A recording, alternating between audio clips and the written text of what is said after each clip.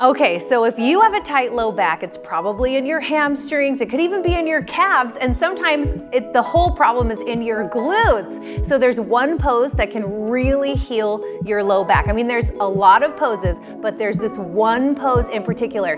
It's a seated forward fold. It's something that we do in almost every yoga class, and it's almost one of the most intense poses ever, even though it's so simple.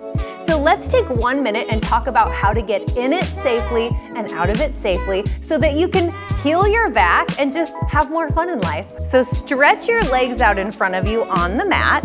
Move the meat because we want to be able to ground down into our ischial tuberosities, our sits bones. Keep your feet flexed because we're going to activate the front of the leg so that we deactivate the back of the leg. That's going to give us a deeper stretch. On an inhale breath, reach your arms overhead.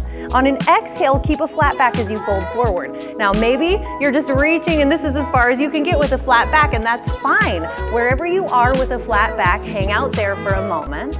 And on an exhale, round and release. Let your head hang heavy, and here's the real trick. Every inhale, come up a little tiny bit. Every exhale, sink a little deeper. When you're ready, just inhale, come back up to a seat, and that's it.